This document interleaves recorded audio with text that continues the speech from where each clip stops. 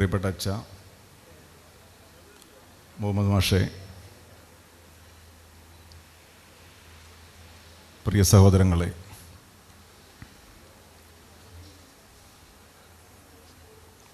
ഞാനിന്നിവിടെ വന്നത് ജോസഫച്ചനെ പ്രശംസിക്കാനേ അല്ല, പകരം ഈ പുസ്തകത്തിൻ്റെ ആദ്യ പ്രതി DTP എടുത്ത് വായിച്ചപ്പോൾ മുതൽ അച്ഛന് 2 ചീത്ത പറയണം എന്ന അതിയായ ആഗ്രഹം എൻ്റെ ഉള്ളിലുണ്ടായിരുന്നു. അത്തരത്തിലൊരാളെ ചീത്ത പറയണമെങ്കിൽ അതിലേറ്റവും നല്ല വേദി അദ്ദേഹം തന്നെ ഒരുക്കി തരുന്ന ഒരു വേദി തന്നെയാണ്. അതിൻ്റെ കാരണം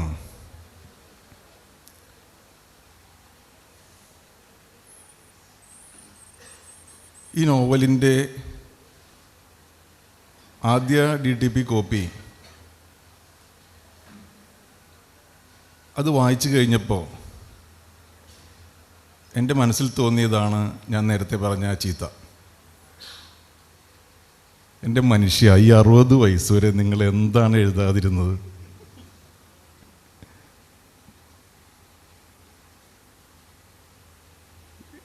അറുപത് വയസ്സ് വരെ ഈ മനുഷ്യന് ഇതുപോലൊരു നോവൽ എഴുതാതിരിക്കണമെന്നുണ്ടെങ്കിൽ അതിൻ്റെ ഒരു തപസ്യ, ആ എഴുതാതിരിക്കാനുള്ളൊരു തപസ്യ അതെന്തുമാത്രം ആഴവും പരപ്പുമുള്ളതായിരിക്കും എന്ന് ഇവിടെ ഇരിക്കുന്ന ഓരോ വൈദികർക്കും വളരെ എളുപ്പത്തിൽ മനസ്സിലാവും.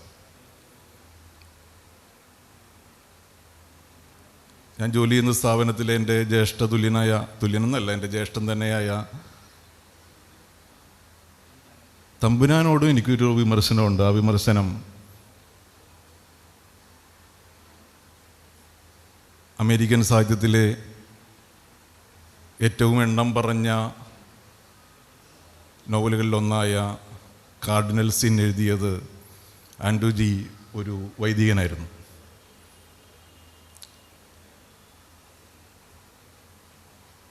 മലയാളത്തിലും തമിഴിലും ഏത് ലോകഭാഷയിലേക്കും ഏറ്റവും അധികം വിവർത്തനം ചെയ്യപ്പെട്ടിട്ടുള്ള ഭക്തിഗാനം എഴുതിയത് ഒരു കർദിനാൾ തന്നെയായിരുന്നു, ന്യൂമാൻ, ലീഡ് കൈൻഡ്ലി ലൈറ്റ്.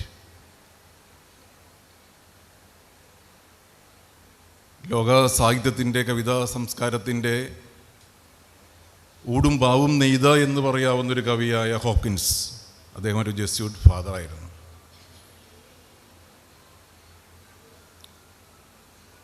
എഴുത്തുകാരൻ്റെ പേരിന് മുന്നിൽ അദ്ദേഹം വൈദികനാണെന്നുള്ളത് അത് വലിയൊരു അലങ്കാരമായിട്ടാണ് എനിക്ക് തോന്നുന്നത്. കാരണം പ്രത്യേകിച്ചും ജീവിതത്തിൽ എപ്പോഴെങ്കിലും 1 or 2 ഇടവകകളിലെങ്കിലും ഇരുന്നിട്ടുള്ള ഒരു വൈദികൻ കുമ്പസാരക്കൂട്ടിലിരുന്ന് കേൾക്കുന്ന, മനസ്സിനെ നോവിക്കുന്ന, ഹൃദയത്തെ നോവിക്കുന്ന വേദനകൾ, അത് സഭ മുന്നോട്ട് വെക്കുന്ന കുമ്പസാര രഹസ്യം എന്നുള്ളൊരു പ്രയോഗത്തിൻ്റെ കെട്ടുപാടുകളിൽ പെട്ടില്ലായിരുന്നെങ്കിൽ ഓരോ കുമ്പസാരവും കഴിഞ്ഞ് ഓരോ ചെറുകഥയും ഓരോ നോവലും എഴുതാവുന്ന ജീവിത വീക്ഷണത്തിലേക്കും ജീവിതാനുഭവങ്ങളിലേക്കും ഒരു എമ്പതിയോടെ, സിമ്പതിയോടെയല്ല, ഒരു എമ്പതിയോടെ കടന്നു ചെല്ലാൻ കഴിയുന്നവരാണ് കത്തോലിക്ക വൈദികർ എന്ന് ഉറച്ചു വിശ്വസിക്കുന്ന ഒരാളാണ് ഞാൻ. ഒരുപക്ഷേ 60 വയസ്സുവരെ ഇത്തരത്തിലുള്ള ഒരു കൃതി എഴുതാതിരിക്കാൻ ജോസഫച്ചൻ കണ്ട ഒരു ന്യായവും ഈ കുമ്പസാര രഹസ്യത്തെക്കുറിച്ചുള്ള സഭയുടെ താക്കീതുകളാകാനും സാധ്യതയുണ്ട്. ഈ നോവലിലെ കഥാപാത്രങ്ങളെക്കുറിച്ച് 51 നായകതുല്യരായ കഥാപാത്രങ്ങൾ ഒരു നോവലിലോ ഒരു സിനിമയിലോ ഒരു വെബ് സീരീസിലോ ഒരു നായകൻ, ഒരു പ്രതിനായകൻ, ഒരു സഹനായകൻ എന്നതിലപ്പുറത്തേക്ക് വളരാത്തൊരു കാലഘട്ടത്തിൽ 51 കാതലുള്ള കഥാപാത്രങ്ങൾ. ഈ കഥാപാത്രങ്ങളുടെ ജീവിതം ആ ജീവിതമൊന്നും ഞാൻ ഈ മൈക്കിന് മുമ്പിൽ നിന്ന് പറയാൻ ആഗ്രഹിക്കുന്നില്ല. കാരണം ജിത്തുവും മോഹൻലാലും നേരെന്ന സിനിമ ഇറക്കുമ്പോൾ ആ തിയേറ്ററിൻ്റെ പുറത്ത് ടിക്കറ്റ് എടുത്ത് കയറാൻ നിൽക്കുന്നവരോട് അതിൻ്റെ ക്ലൈമാക്സ് വെളിപ്പെടുത്തുന്നത് പോലെ അരോചകമായ ഒരു കാര്യമായിരിക്കും ഈ പുസ്തകത്തെക്കുറിച്ച്, ഇതിൻ്റെ കഥയെക്കുറിച്ച് വിശദമായി പറയുക എന്നുള്ളത്. എങ്കിലും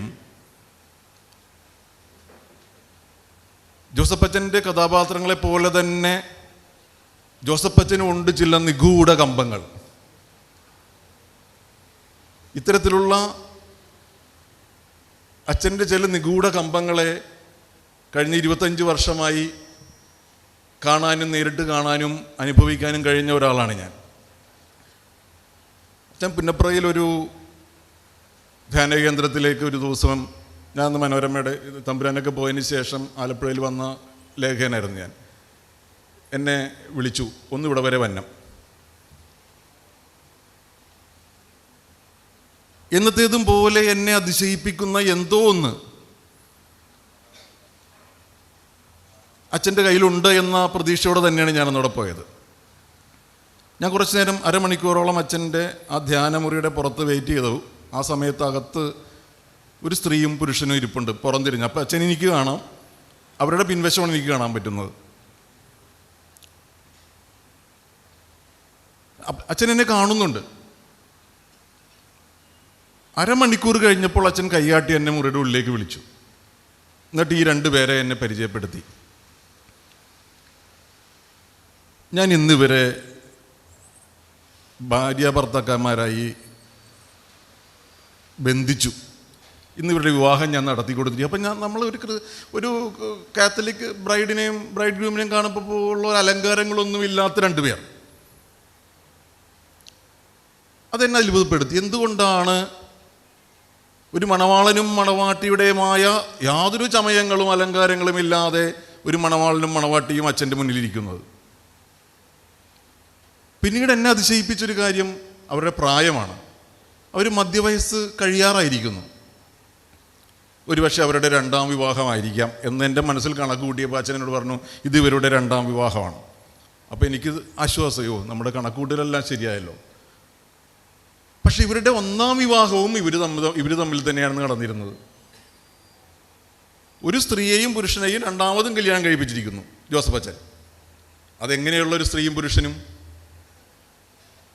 അവർ വിവാഹിതരായി 5 വർഷത്തോളം, ഒരു 15-20 വർഷം മുമ്പ്, അച്ഛനെ ഞാൻ കാണുന്നതിന് ഒരു 15 വർഷം മുമ്പ് വിവാഹിതരായി ഒരു 5 വർഷത്തോളം ഭാര്യ ഭർത്താക്കന്മാരായി താമസിച്ച് ഭിന്നിച്ച് 8 വർഷത്തോളം കോടതിയിൽ കയറി ഇറങ്ങി കേസ് നടത്തി വിവാഹമോചിതരായി. പിന്നീട് ഒരു 5 വർഷം ഭാര്യ ഭർത്താക്കന്മാരല്ലാതെ അവർ ജീവിച്ച് അച്ഛൻ്റെ മുന്നിലെത്തിയ 2 മനുഷ്യജന്മങ്ങൾ. ഈ 2 മനുഷ്യജന്മങ്ങളെ വീണ്ടും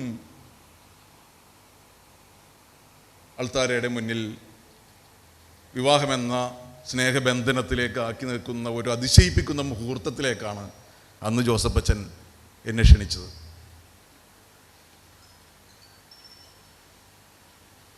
അച്ഛനൊരു സംശയം ഉണ്ടായിരുന്നു. അതിലൊരു വാർത്തയുണ്ട്, വളരെ പോസിറ്റീവായൊരു വാർത്ത. ഇത് ഈ 2 വ്യക്തികളുടെ സ്വകാര്യതയെ എങ്ങനെ ബാധിക്കും എന്നുള്ള സംശയം അച്ഛനുണ്ടായിരുന്നു. അതുകൊണ്ടാണ് അരമണിക്കൂർ നേരം അച്ഛൻ എന്നെ മുറിക്ക് പുറത്ത് നിർത്തിയിട്ട് അവരോട് സംസാരിക്കുമ്പോൾ അപ്പോൾ അവർ പറഞ്ഞു, ഞങ്ങളുടെ ജീവിതം ജനങ്ങൾ വായിച്ചോട്ടെ, ജനങ്ങൾ അറിഞ്ഞോട്ടെ. ആ ഉറപ്പിലാണ് അച്ഛൻ എന്നെ അകത്തേക്ക് വിളിക്കുന്നതും പിന്നീട് പിറ്റേ ദിവസം അത് മനോരമയുടെ 1ാം പേജിൽ ഒരു വലിയ വാർത്തയായിരുന്നു. ഈ പ്രേരണയിൽ പിന്നീട് പലരും അച്ഛനെ വന്ന് കണ്ടിരുന്നു എന്നാണ് ഞാൻ മനസ്സിലാക്കുന്നത്. ഇതൊരനുഭവം. ഇത്തരത്തിലുള്ള എത്രമാത്രം വൈവിധ്യമുള്ള അനുഭവങ്ങൾ ജോസഫ് അച്ഛനെ പോലെ എഴുത്തുള്ള വായനയുള്ള എല്ലാ വൈദികരുടെയും മുന്നിലൂടെ കടന്നു പോകാറുണ്ട്. 13 വർഷത്തിലധികമുള്ള സെമിനാരി പഠനം തന്നെ ഒരു വലിയ സാഹിത്യ സബരിയല്ലേ എന്ന് നമ്മൾക്കറിയാം. അതറിയാവുന്നവർക്ക് കൃത്യമായിട്ട് അറിയാം എന്തുമാത്രം ആഴത്തിലുള്ള വായനയും ഭാഷാ നൈപുണ്യവും എല്ലാം പഠിച്ചിട്ടാണ് ഓരോ വൈദികരും സെമിനാരിൽ നിന്ന് ഇറങ്ങുന്നതെന്ന്. ഈ ജോസഫച്ചൻ്റെ അവസാനത്തെ അതിഥിയെ ക്ഷണിക്കാനായിട്ട് കണ്ടെത്തിയ സമയവും വളരെ നല്ലതാണ്. ലോകം മുഴുവൻ ഒരു വലിയ അതിഥിയെ കാത്തിരിക്കുന്ന ആഗമനകാലത്തിൻ്റെ അവസാനം. ഇതുപോലൊരു ആഗമനകാലത്തിൻ്റെ അവസാന ഘട്ടത്തിലാണ് ഭോപ്പാലിലും ആ ദുരന്തമുണ്ടായത്. 1984 ഡിസംബർ 3.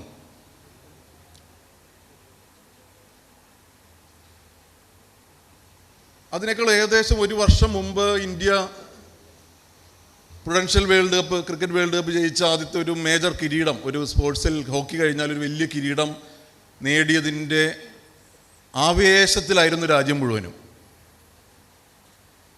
ഒരു വർഷത്തിലധികം നീണ്ടു നിൽക്കുന്ന ആഘോഷങ്ങളുടെ തുടക്കമായിരുന്നു അത്. ഇന്ത്യൻ സോഷ്യൽ സൈക്കിയിൽ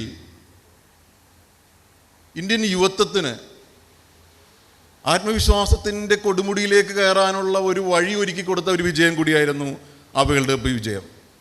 അത് ആ കാലഘട്ടത്തിൽ ജനിച്ചു വളർന്നിട്ടുള്ള ചെറുപ്പക്കാരായിരുന്ന കുട്ടികളായിരുന്ന ഓരോരുത്തർക്കും ഇപ്പോൾ മനസ്സിലാവും, ഇപ്പോഴും ഓർക്കും പിടികിട്ടുന്നുണ്ടാവും. അത്തരത്തിലുള്ള ഒരു ബഹുമാനിതമായ മുഹൂർത്തത്തിൽ വെച്ചാണ് യൂണിയൻ കാർബൈഡിൽ ആ ലീക്കേജ് ഉണ്ടായത്. കഴിഞ്ഞ ദിവസങ്ങളിൽ അത് ഗാസയുടെ പശ്ചാത്തലത്തിലാണ് ടൈംസ് ഓഫ് ഇന്ത്യയിൽ ഒരു കാർട്ടൂൺ വന്നു. വളരെ വിഷണനായി നിൽക്കുന്നൊരു സാന്താക്ലോസ്, വളരെ വിഷണനായി നിൽക്കുന്നൊരു സാന്താക്ലോസ്, പപ്പാഞ്ഞിയുടെ ചുറ്റും നിറയെ പാവക്കുട്ടികളാണ്. ഈ പാവക്കുട്ടികളെല്ലാം വളരെ ദയനീയ ഭാവത്തോടെ സാന്താക്ലോസിനോട് ചോദിക്കുകയാണ്, പപ്പാഞ്ഞി, ഞങ്ങൾക്കൊരു കുഞ്ഞിനെ സമ്മാനം തരാമോ? പാവക്കുട്ടികൾ ചോദിക്കുന്നു, ഞങ്ങൾക്കൊരു കുഞ്ഞിനെ പപ്പാഞ്ഞി ഞങ്ങൾക്ക് സമ്മാനമായി തരാമോ? ഏതാണ്ട് അതേപോലെ ഭീകരമായൊരവസ്ഥയായിരുന്നു ഭോപ്പാലിൽ ആ ക്രിസ്മസ് രാവുകളിൽ. കണക്കിൽ തന്നെ 4000-ലധികം പേർ മരിച്ചു. പിന്നീട് ഉണ്ടായ ജനിതക വ്യതിയാനങ്ങൾ, ആ ജനിതക വ്യതിയാനങ്ങൾ കൊണ്ടുണ്ടായ ജീവിതം നഷ്ടപ്പെട്ടവർ, അത്തരത്തിലുള്ളൊരു കഥാസന്ദർഭത്തിലേക്കാണ് അവസാനത്തെ അതിഥിയെ ഈ ആഗമനകാലത്ത് അച്ഛൻ നമ്മുടെ മുന്നിലേക്ക് വെക്കുന്നത്. ഈ അതിഥി അവസാനത്തതായാലും ആദ്യത്തതായാലും അതിൻ്റെ അവതാരിക എന്നോട് എഴുതണമെന്ന് അച്ഛൻ പറഞ്ഞപ്പോൾ ഞാൻ വളരെ സന്തോഷത്തോടെ സ്വീകരിച്ചു അത്. പക്ഷെ ആ സ്വീകരിച്ച സന്തോഷം ഒരാഴ്ച കഴിഞ്ഞപ്പോൾ എനിക്ക് മാറി. കാരണം അച്ഛൻ കൊണ്ടുവന്ന് തന്ന പുസ്തകത്തിൻ്റെ ഒരു ബണ്ടിൽ, ഇത് മുഴുവൻ വായിക്കാതെ അവതാരിക എഴുതേണ്ടി വരുന്ന ഒരാളുടെ കുറ്റബോധം, ഇത് വായിക്കാൻ ഞാൻ അപ്പം അച്ഛൻ ദൈവത്തെ ഓർത്ത് ഇത് എന്നിൽ നിന്നൊന്നും മാറ്റണം, ഇത് മുഴുവൻ വായിച്ച് എനിക്ക് എഴുതാനായിട്ട് പറ്റുമെന്നൊരു സംശയമുണ്ട്. ദോഷം പറയരുതല്ല, 3-ാം ദിവസം എനിക്കൊരു ബൈക്ക് ആക്സിഡൻറ്റ് ചെയ്തു, എൻ്റെ ഇടത് കൈ ഒടിഞ്ഞ്.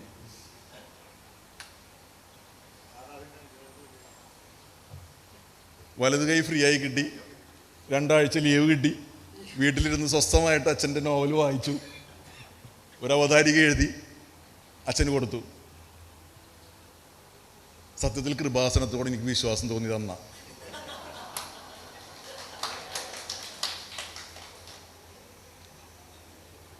കൃപാസനത്തിൻ്റെ കാര്യം പറഞ്ഞപ്പോഴാണ് വേറൊരു കാര്യം, ഇത് നോവലിനെ ബാധിക്കുന്ന കാര്യമൊന്നുമല്ല. ജോസഫച്ചൻ എന്ന വ്യക്തിയുടെ നിഗൂഢ കമ്പങ്ങൾ അത് മനസ്സിലാക്കണമെന്നുണ്ടെങ്കിൽ വേറൊരു സന്ദർഭമുണ്ട്. ഒരു ദിവസം ഞാൻ അച്ഛനെ കാണാൻ വന്നു, എൻ്റെ വ്യക്തിപരമായ ഒരു കാര്യത്തിന് ഒരു ഉപദേശം തേടാൻ വേണ്ടി അച്ഛനെ ചെന്ന് കണ്ടതാണ്. കാണാൻ ചെന്നപ്പോൾ അച്ഛൻ കുലുങ്ങിച്ചിരിക്കുകയാണ് മുറിയിലിരുന്നുണ്ട്. അപ്പോൾ ഞാൻ മുറിയിലേക്ക് കയറിയിട്ടും അച്ഛന് ചിരി നിർത്താൻ പറ്റുന്നില്ല.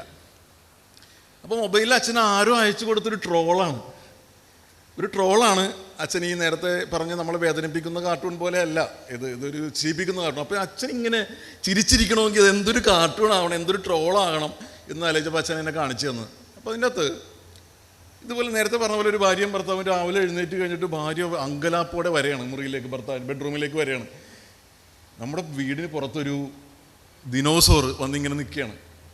ആ ദിനോസോറ് വീട്ടിലേക്ക് ഇടിച്ച് കയറുന്ന ഒരു സ്ഥിതിയാണ്. എന്തു ചെയ്യും? അപ്പോൾ ഭർത്താവ് എഴുന്നേറ്റ് ചോദിക്കണത്, നീ ഇന്നലെ രാത്രി ഒരു പല്ലിയെ കൊന്നില്ലേ? അപ്പോഴാണ് ഭാര്യയ്ക്ക്, അയ്യോ ഞാനത് കൃപാസനം പത്രത്തിൽ പൊതിഞ്ഞാണ് പുറത്തേക്ക് കളഞ്ഞത്. പല്ലി ദിനോസോറായിട്ട് വരുന്നു. ഇത് നോക്കി മതിമറന്ന് ആസ്വദിച്ച് ചിരിക്കണമെന്നുണ്ടെങ്കിൽ ആ മനുഷ്യനെ നമ്മൾ സൂക്ഷിക്കണം.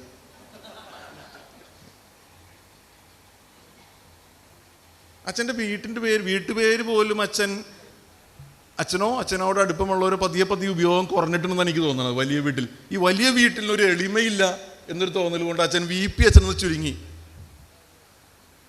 ഈ വലിയ വീട്ടിൽ വെച്ച് കഴിയുമ്പോൾ ഒരു വലിയ വീട്ടിൽ അതിനകത്ത് ഒരു എളിമയില്ലല്ലോ.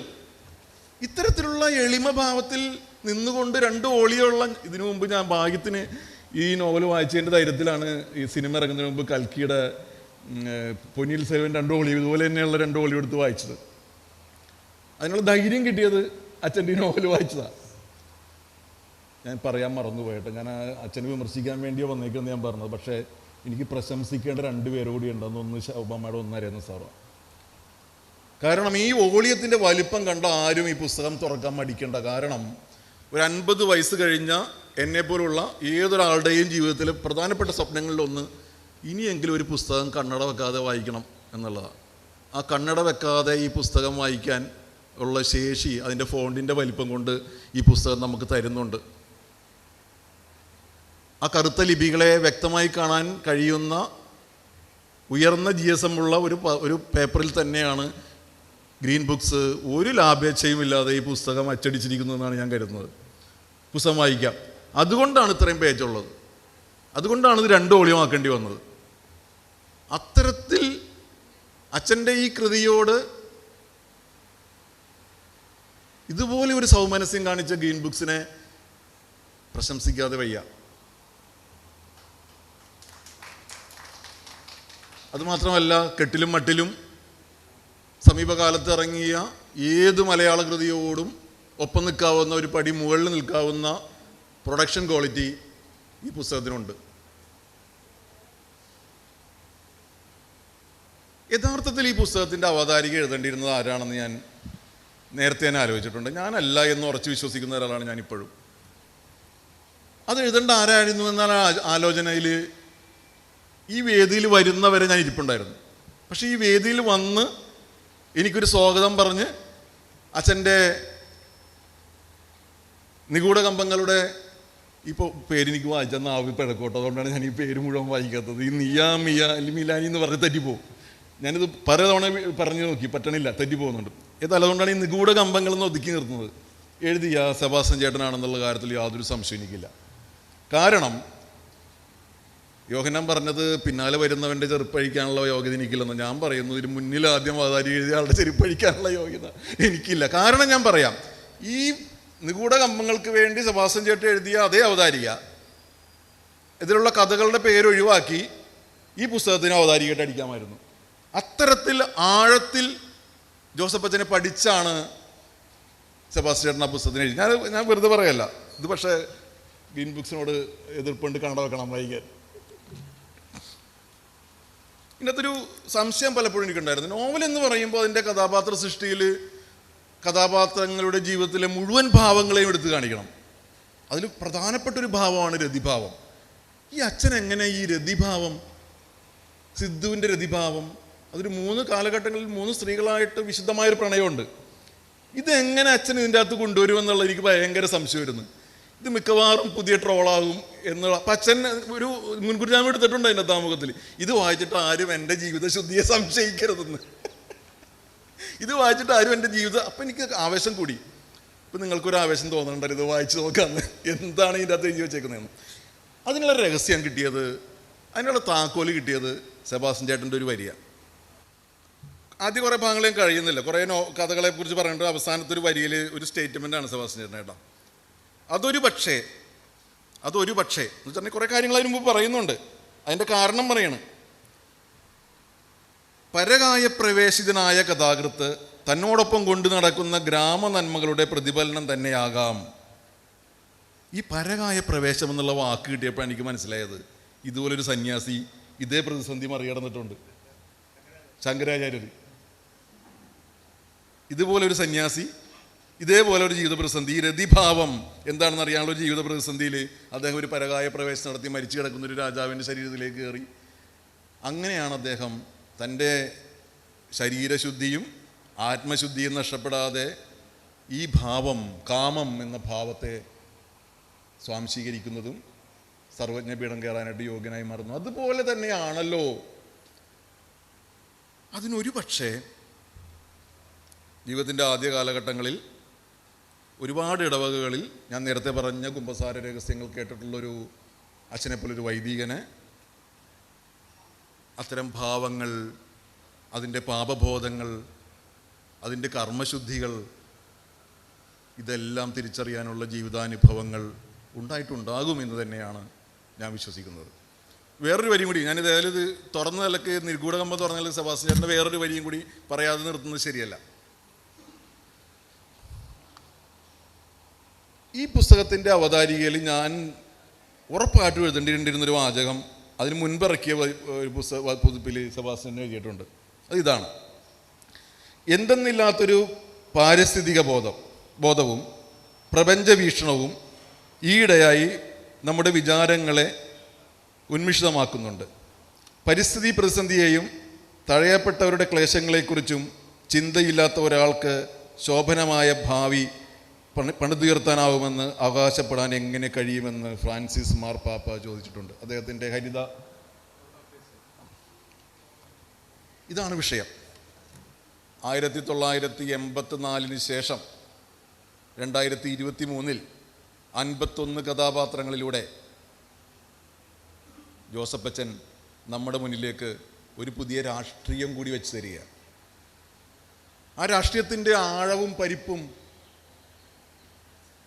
മനസ്സിലാണെങ്കിൽ അച്ഛൻ ഹൈക്കോടതിയിൽ കൊടുത്ത ഒരു ഹർജി വായിച്ചു നോക്കണം.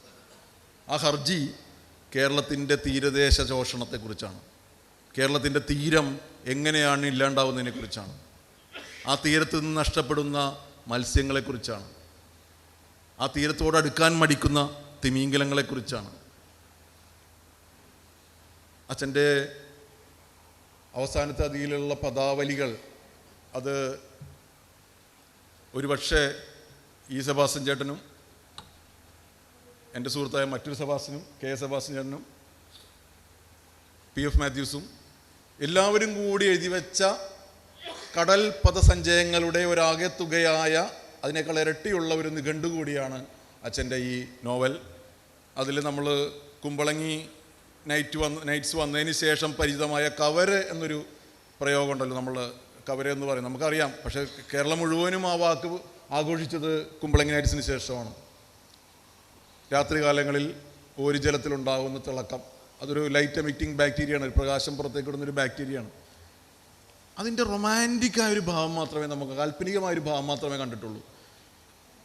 ഇതെങ്ങനെയാണ് ഈ കവര ഉണ്ടാകുന്നതെന്ന് അന്വേഷിച്ച് നോക്കിയപ്പോഴാണ് മനസ്സിലായത്.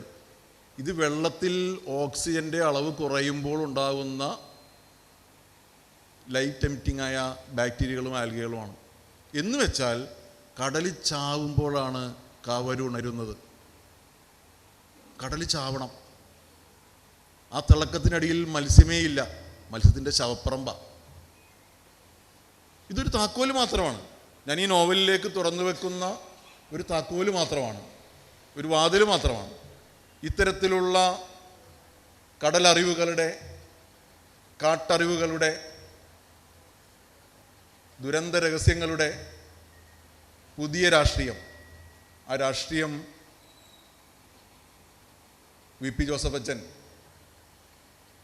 ഈ VP എന്നുള്ളത് ഈ നോവൽ വായിച്ചപ്പോൾ എനിക്ക് തോന്നുന്നു അദ്ദേഹം പറയുന്ന ഒരു വലിയ പിഴ ആണ്. സ്വയം ഒരു വലിയ പിഴയായി VP എന്ന ചുരുക്കപ്പേരിൽ അച്ഛൻ ഒരു കുറ്റസമ്മതം നടത്തുകയാണ്.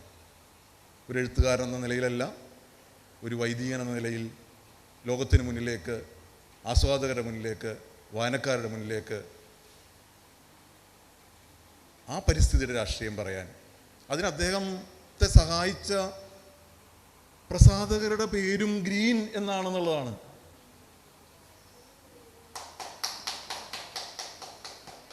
അതിൻ്റെ അടയാളം 2 ഇലയാണെന്നുള്ളതാണ്.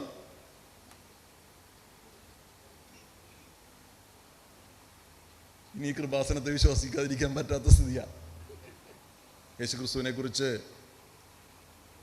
ഏറ്റവും ഞെട്ടിപ്പിക്കുന്ന ഒരു രൂപകം പറഞ്ഞിട്ടുള്ളതൊരു കവിയുണ്ട്, വില്യം ബ്ലേക്കാണ്. അദ്ദേഹം യേശുവിനെ കുറിച്ച് പറഞ്ഞത് ടൈഗർ എന്നാണ്. ടൈഗർ, ലോകത്ത് ആദ്യമായിട്ടാണ് ജീസസിനെ കുറിച്ച് ഒരാൾ ടൈഗർ എന്ന് വിളിക്കുന്നത്. ടൈഗർ ടൈഗർ ബേണിംഗ് ബ്രൈറ്റ് എന്നാണ് യേശു ക്രിസ്തുവിനെ കുറിച്ച് പറയുന്നത്. അതുപോലെ തന്നെ അച്ഛൻ ഇതിൻ്റെ അകത്ത് കാണിക്കുന്ന ചില അത്ഭുത പ്രക്രിയകളുണ്ടല്ലോ, ഇതിനകത്തല്ല ജീവിതത്തിലും അത്തരമൊരു അത്ഭുത പ്രക്രിയ കണ്ട കാര്യം കൂടി, അതിനെ അതിശയിപ്പിച്ച കാര്യം കൂടി പറഞ്ഞ് ഞാൻ അവസാനിപ്പിക്കുകയാണ്. അത് ചെത്തി കടപ്പുറത്താണെന്നാണ് എൻ്റെ ഒരു ഓർമ്മ. അതും ഒരു 20 വർഷത്തിന് മുൻപാണ്. കടൽ അന്ന് വറുതിയിലാണ്, മീൻ കിട്ടുന്നില്ല. ഞാൻ കാണുന്നത് ചെത്തിക്കടപ്പുറത്ത് കടൽപ്പുറത്ത് കയറ്റി വെച്ചിരിക്കുന്ന വള്ളങ്ങളുടെ മുകളിൽ അച്ഛൻ്റെ കാവി ലോഹയും കറുത്ത തൊപ്പിയും വെച്ച് കൈകൾ വിരിച്ച് നിന്നോട്ട് പ്രാർത്ഥിക്കുകയാണ്.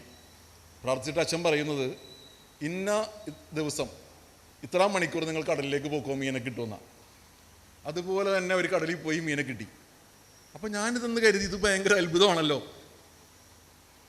ഈ നോവൽ വായിച്ചപ്പോഴാണ് എനിക്ക് മനസ്സിലാവുന്നത് അച്ഛൻ്റെ അത്ഭുതമല്ല, അച്ഛൻ്റെ ചില കടലറിവുകളാണ്, ചില ബോധ്യങ്ങളാണ്, ചില പരമ്പരാഗതമായ വിജ്ഞാനമാണ് ആ ദിവസം കടലിൽ ഇറങ്ങിയാൽ മീനെ കിട്ടുമെന്ന് പറഞ്ഞ് നമ്മളെ അത്ഭുതപ്പെടുത്തിയ ഒരു അത്ഭുത പ്രവർത്തകനായി നമ്മുടെ മുന്നിലേക്ക് വരുന്ന അച്ഛനെ നമ്മൾ കാണുന്നത്. ഇതെല്ലാം അറിവുകളാണ്, അത്ഭുതങ്ങളല്ല. യേശുവിൻ്റെ ഏറ്റവും വലിയ അത്ഭുതത്തെ ഞാൻ നേരത്തെ പറഞ്ഞ കവി വില്യം ബ്ലേക്ക് വളരെ മനോഹരമായിട്ട് ചിത്രീകരിച്ചിരിക്കുന്ന ഒരു വരിയുണ്ട്. അത് കാനായിലെ കല്യാണത്തിന് വെള്ളം വീഞ്ഞാക്കിയതാണ്. എങ്ങനെയാണ് വെള്ളം വീഞ്ഞായി എന്ന് നോക്കുമ്പോൾ ബ്ലേക്ക് പറയാണ്, when waters saw his saviour his lover it blushed. ഒരു വെള്ളം തൻ്റെ കാമുകനായ യേശുവിനെ കണ്ടതോടെ അവളുടെ കവിൾ ചുവന്നു. And it turn to wine, അത് വീഞ്ഞായിട്ട് മാറി. ഇതുപോലെയുള്ള ചില അത്ഭുത പ്രവർത്തനങ്ങൾ ഭാഷയിലൂടെ നമ്മുടെ വി പി അച്ഛൻ ഈ പുസ്തകത്തിൽ ചെയ്തു വെച്ചിട്ടുണ്ട്.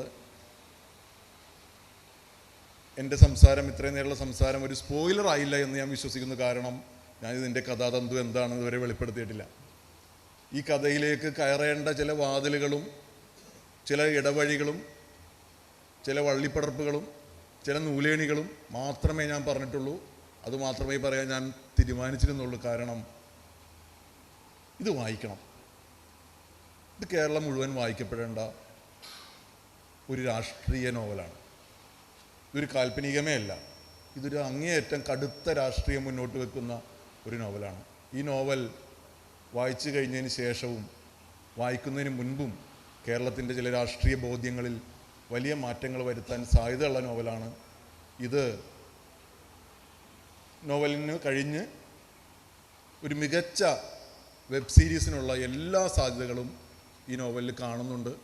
ഒരു 12-16 ഭാഗമുള്ള, 1 മണിക്കൂർ വീതമുള്ള, 12 മണിക്കൂർ വലിപ്പമുള്ള ഒരു മികച്ച വെബ് സീരീസിനുള്ള കടലും കായലും